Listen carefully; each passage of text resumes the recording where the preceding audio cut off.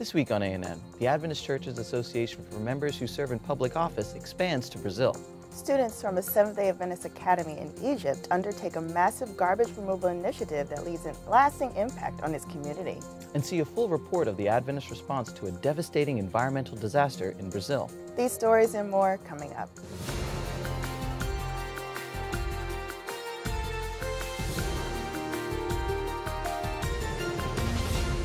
This is ANN, a service of the Seventh-day Adventist World Church. Thanks so much for joining us this week.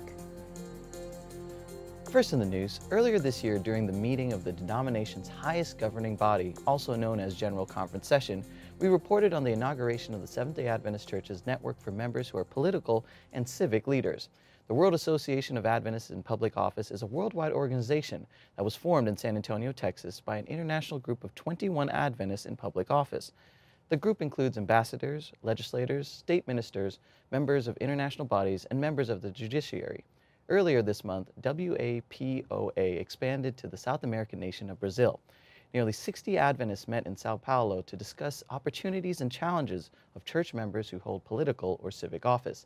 The Sao Paulo meeting was organized by Damadis Muda Ku, one of the founding members of WAPOA in San Antonio and the association's public relations officer. A well-known lawyer and public speaker, Muda Ku has long served as president of the Religious Freedom Commission of the Bar Association of Brazil. Muraku says the purpose of the WAPOA chapter is to connect church members who work for government and other public institutions and to provide opportunities for mutual support and the exchange of ideas. She says the group also aims to find ways to support the mission of the church and to promote the principle of religious freedom. Through a waste disposal initiative, students of an Adventist Academy in Egypt are embodying God's call to be stewards of the environment. In some areas of Cairo, where Nile Union Academy is located, it isn't uncommon to see trash piled up on the side of the road that can get up to 8 feet or 2.5 meters high. When the garbage is burned throughout the day, it creates toxic smoke that negatively affects the physical and mental health of local residents. For the past 3 months, students and faculty members of the Seventh-day Adventist School implemented an ambitious plan for waste disposal, recycling, and environmental education in the community. The results have caught the attention of local residents, government officials, schools, and other municipalities in Egypt.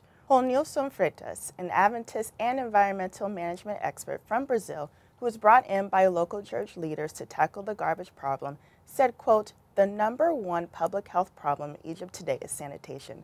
From the very beginning, I believe that the responsible disposal of waste would improve the daily lives of people," end quote. The first challenge was to clean up an area that ran 260 feet or 80 meters long along the Academy's north wall. This was where piles of garbage rose to 8 feet high and consistently emitted toxic smoke. The Academy's team picked away at the pile for 10 days until they cleared 240 tons of garbage. At the Academy's request, municipal trucks came regularly to collect the trash. The cleanup has also helped local residents make better choices in terms of waste disposal. Many people living in the school's surrounding neighborhood have stopped tossing trash in the street and now wait for garbage trucks to arrive. Nile Union Academy is now considered a model for new garbage removal programs in Cairo. We've shared multiple reports of an environmental disaster that took place in the Brazilian state of Minas Gerais. The Adventist Development and Relief Agency has worked in partnership with government agencies to address the staggering needs of the state's affected residents. Novo Tempo has more. Governador Valadares, interior de Minas Gerais. As águas do Rio Doce, principal rio que corta a região, estão dessa forma, com muita lama e sem vida. O rompimento da barragem da mineradora San Marco, no município de Mariana, despejou 50 milhões de metros cúbicos de rejeitos, quantidade que daria para encher 20 mil piscinas olímpicas. E todo esse material atingiu o Rio Doce e todos os seus 880 quilômetros de extensão. Mais de 9 toneladas de peixes morreram. Para agravar ainda mais a situação, todos os municípios que dependiam das águas doces do rio sofreram sérias consequências. E foi justamente a qualidade da água que chega em cada residência que assustou a população de Governador Valadares. Diante de todo esse problema, a solidariedade moveu pessoas de todas as partes do Brasil para se unirem em um único propósito: ajudar aqueles que mais precisam. E é assim que a gente pode definir a ação realizada por este grupo de voluntários da ADRA, a agência humanitária da Igreja Adventista do Sétimo Dia. Há mais de 2 semanas, eles têm se empenhado em distribuir os milhares de litros de água potável que chegam em forma de doação. Noedson Dornelles é o responsável por toda esta equipe. Ele nos conta que o objetivo da agência humanitária é muito simples. A ADRA é a Agência Adventista de Desenvolvimento e Recursos Assistenciais, que faz um trabalho junto às prefeituras, governos federais, municipais e também com o poder privado, em busca de ajudar o próximo em várias atividades. Como foi visto aqui uma situação que a população não tinha água para beber, então a ADRA Internacional com a ADRA Brasil se juntou com todos os voluntários no Brasil, estão enviando águas e águas para Valadares e nós estamos nesse momento preparando um carregamento para levar no bairro chamado Carapina aqui de Valadares. Enquanto os voluntários trabalhavam no carregamento, mais doações chegavam na sede improvisada no centro da cidade. A nossa equipe de reportagem acompanhou de perto toda a ação. Assim que a população soube que iria acontecer doação de água, uma longa fila se formou no local. Ao todo, cada família levou para casa cerca de 105 litros de água. Sol forte, longas filas. Esta cena se repete há mais de 3 semanas aqui na cidade de Governador Valadares. Tudo isso para não deixar faltar água potável dentro de casa. É ruim. Ainda mais eu tenho uma criança em casa, a minha neta. Entendeu? É terrível ficar sem água. Ah, é muito difícil, né? Porque a gente tem criança nesse calor todo e a situação fica difícil. Ah, mas muita gente passando um aperto, muito sofrimento também, né? Não tem costume com isso, né? E agora com essa doação? Agora tá melhor. A agência humanitária ainda elaborou uma estratégia para que a água chegasse às pessoas que, por algum problema físico, não puderam comparecer ao ponto de entrega. E esse foi o caso de Dona Edna. Ela nos contou que não está sendo nada fácil depois que a lama poluiu completamente o rio que abastece a cidade. Ah, mas tá triste, viu? Depois que acabou que deu esse problema nessa água, nós passamos maior aperto. A senhora esperava tanta água sem chegar? Não, eu já estava esperando que Deus não deixe os filhos dele morrer de sede, né? Em um mundo onde as catástrofes estão cada vez mais frequentes, a solidariedade e o amor ao próximo ainda se mantêm vivos no coração daqueles dispostos a fazerem a diferença. Nós iremos ainda ficar aqui mais 30 dias. A campanha continua. Enquanto nós vemos a necessidade de água para o pessoal ter para beber, até para dar banho em crianças, vamos continuar.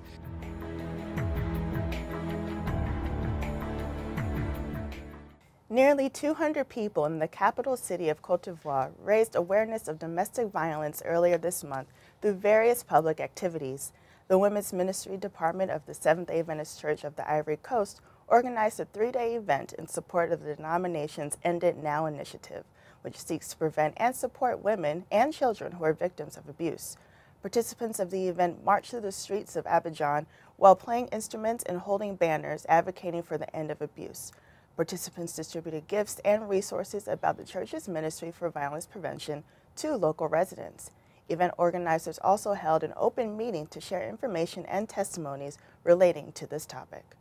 A pilot, with the help of his friend, concluded a rigorous flight to bring a mission plane to its new home at Adventist Aviation, Indonesia, with the goal to use the airplane as means to help spread the gospel.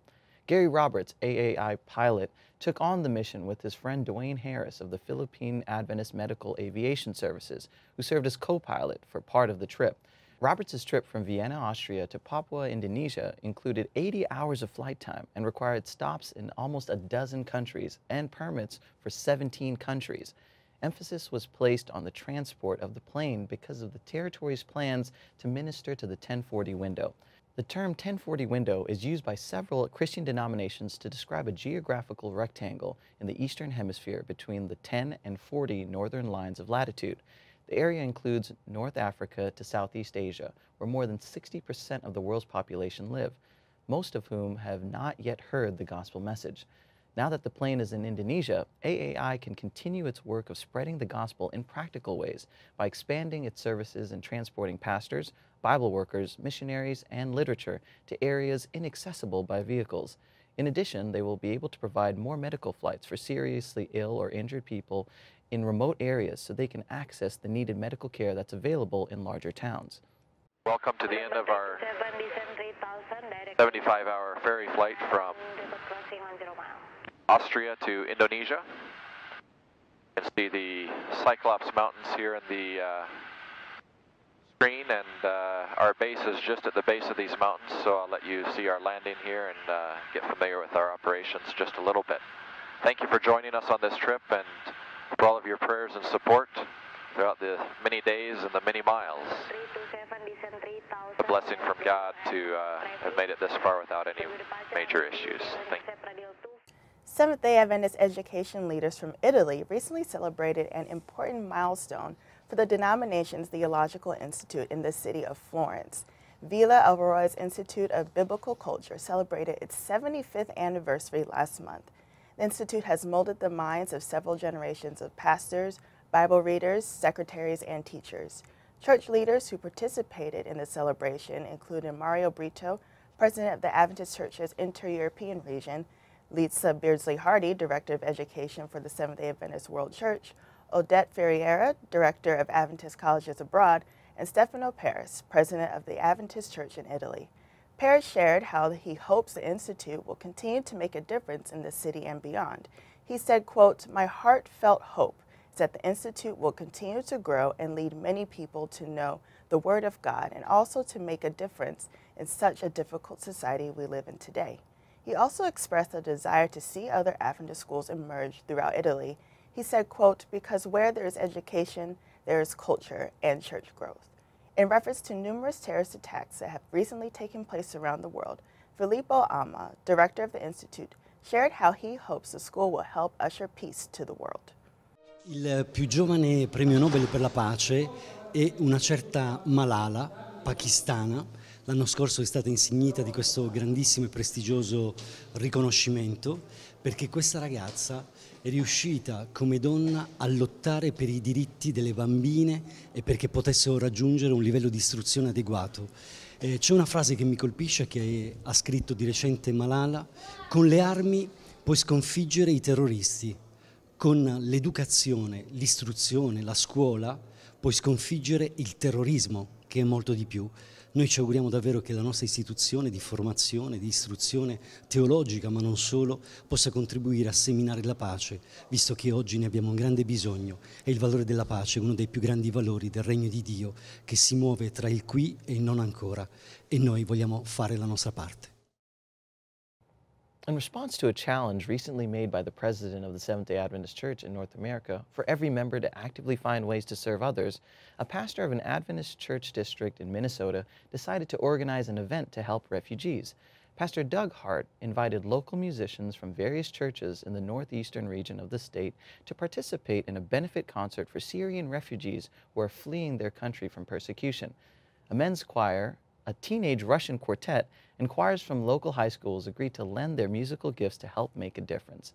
During the concert, Hart, who pastors Adventist churches in the state's Iron Range district, gave a presentation about refugee crisis. Many attendees were moved by the presentation and musical selections and compelled to give a donation to the UNICEF charity, which is working specifically with refugee children. Hart also organized a second benefit concert at a local Presbyterian church. The total amount raised from both concerts came to a total of approximately $5,500. We have a sad update to a story we've reported about a missing American doctor who was working in Ukraine. While authorities in Ukraine have yet to share a final report, it is believed that the body of Dr. Jay Sloop has been found. Sloop was a Seventh-day Adventist physician from the U.S. state of Washington who went missing in May 2013 while on a health training visit. The body in question was recovered in a building next to a park where Sloop was known to take early morning walks. Construction workers located the body in the basement of the building as they were carrying out a renovation project. According to the Upper Columbia region of the Adventist Church, clues that helped police preliminarily identify the body included the clothes Jay was wearing the day of his disappearance and his wallet containing some identification. Police are currently conducting a forensic investigation to confirm the identification and attempt to determine more details surrounding Sloop's death. Coming up, learn how a children's cafe helped kids learn about the spiritual values of kindness and compassion. But up next, an Adventist college in the U.S. state of Ohio is recognized in a national education ranking.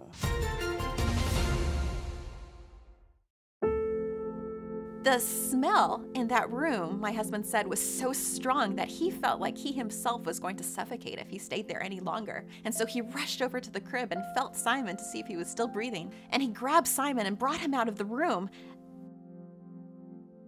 In the morning, we took him to the doctor, and the doctor said, yes, that was definitely a close call, but Simon is great. There's no problem with him whatsoever. And so no longer did I ever feel that those nightly prayers we had for Simon's protection were a routine. Yes, we did them on a routine basis, but they made a difference. My name is Marla, and my prayer was answered.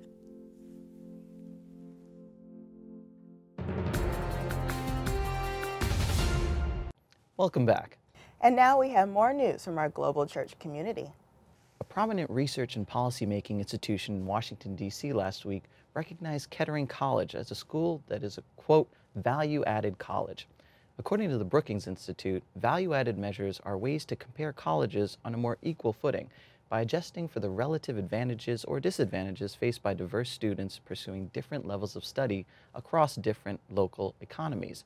Kettering was ranked 16th out of more than 1,600 four-year colleges that were ranked nationwide and was the highest-ranked college in the state of Ohio.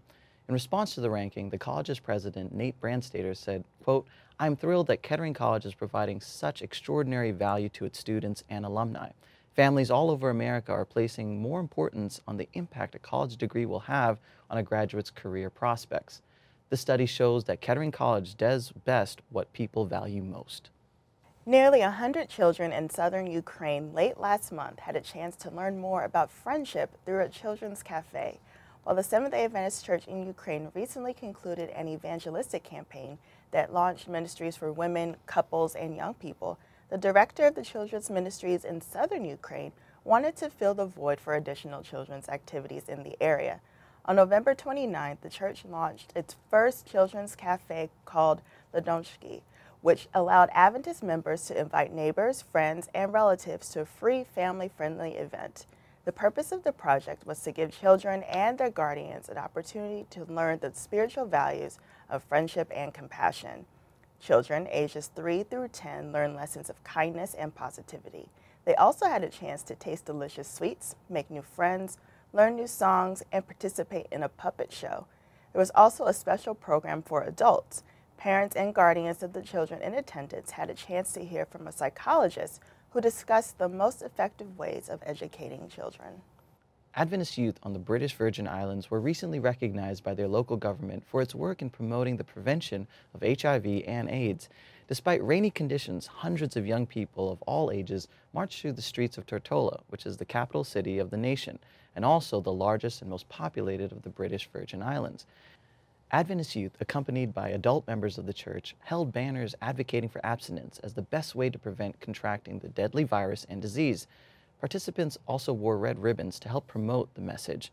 Nolene Levant, the nation's Family Health Unit Coordinator, acknowledged the unique role the Adventist Church continues to play in health education.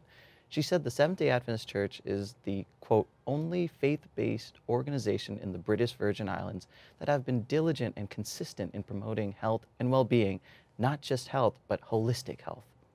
In Australia and New Zealand, the Seventh-day Adventist Church in the South Pacific region is leading a dynamic, interactive outreach throughout the month of December.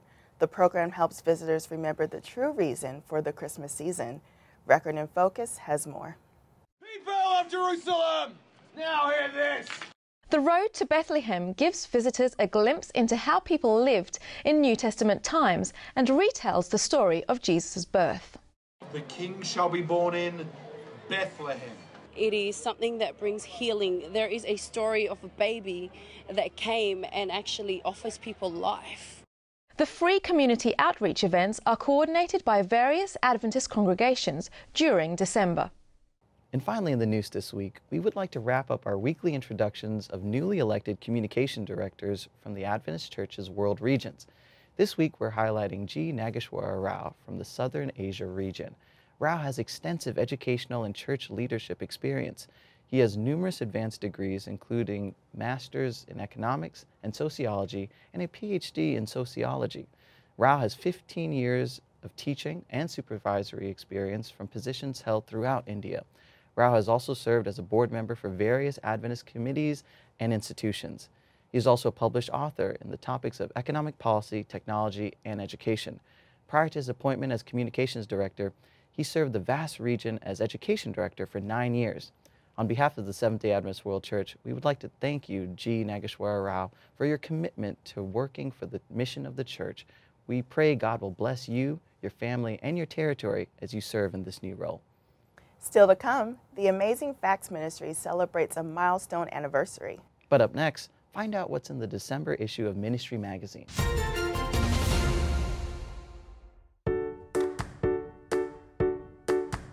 According to a new American Heart Association scientific statement, having a pet might lower your risk of heart disease.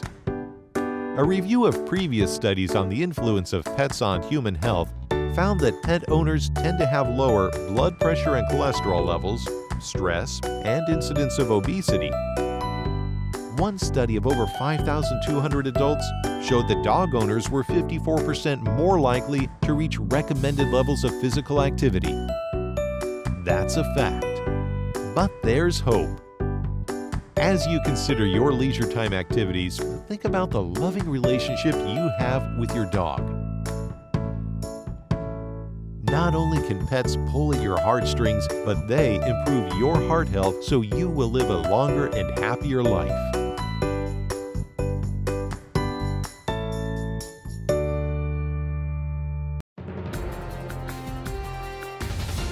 Welcome back. Let's hear Derek Morris share a preview of the latest edition of Ministry Magazine. I'm excited about the latest issue of Ministry, Faithful Contextualization.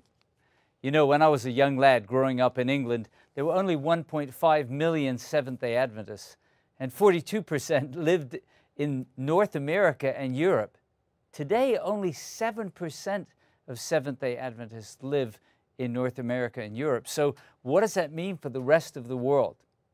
But even if you live in a specific country, with mass migration, other cultures are moving right next door. So how do we contextualize the gospel in a way that impacts lives for the kingdom of heaven? I think you'll enjoy this lead article, Faithful Contextualization, in the December issue of Ministry.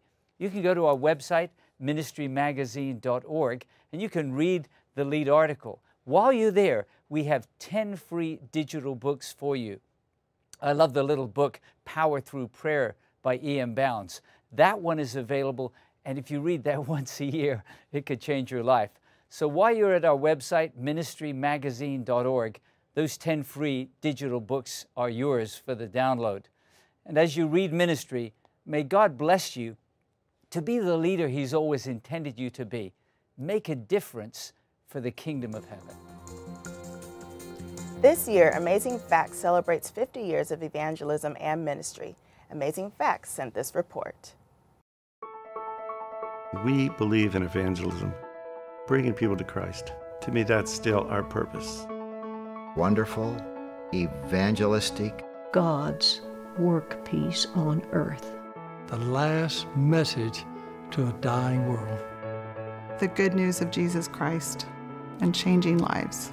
A great tool for lighting other people's lives. Amazing Facts preaches the gospel in an easy, understandable way. Share the three angels' messages with the world. Amazing Facts is committed to that.